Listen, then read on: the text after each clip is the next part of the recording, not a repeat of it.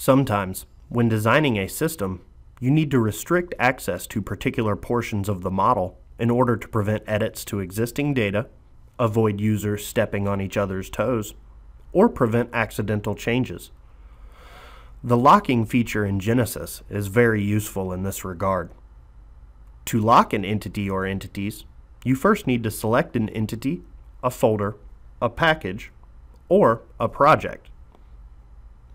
From there, use the lock command from the Home tab of the ribbon, or you can right-click and select the lock option from the context menu. You can also select multiple entities and lock them at once by performing a shift click to select the desired entities and then use the lock command. If you select a folder, package, or project and then use the lock command, GENESYS will lock all entities within the selection, but will not actually lock the selection itself. With an entity selected, it will lock that specific entity. This means that if you lock all entities in a folder, you can add other entities to that same folder, leaving them unlocked. Locked entities in GENESYS display a lock icon on the properties sheet of that entity, which you can see here. Changes that affect system definition relationships can only be made if both the source and target entity are not locked. For example, the built from relation is part of the system definition.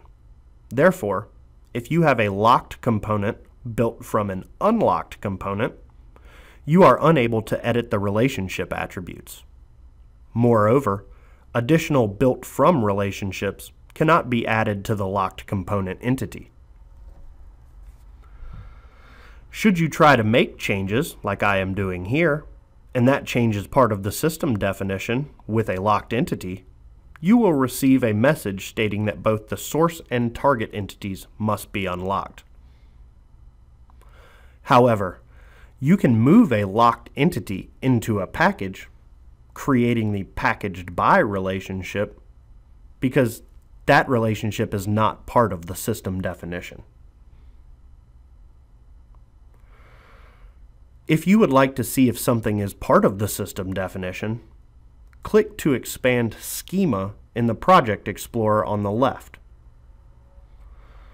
With that expanded, select Relations, and then select a particular relation from the list. At the bottom right, above the Attributes pane, there is a checkbox for System Definition. If that is checked, the particular relation is part of the system definition, and changes are not permitted when it affects a locked entity. To unlock entities, you can select one or multiple, select a package, folder, or project, and then use the unlock command from the ribbon. You can also use the context menu by right-clicking. The unlock feature removes the lock on the entities themselves, not the project, folder, or package, and this enables a great deal of versatility and makes it very easy to use. For example, if you have some locked entities in your requirements folder and have a large number of requirements, but don't want to go through them individually to unlock them, you can select the folder, package, or project that they are in and use the unlock command. Even if there are both locked and unlocked entities in that selection, it will unlock all entities within that selection. The same is true when you use the lock command. This will also apply to entities in subfolders. For more information and resources on GENESYS, please visit our website or contact our support team.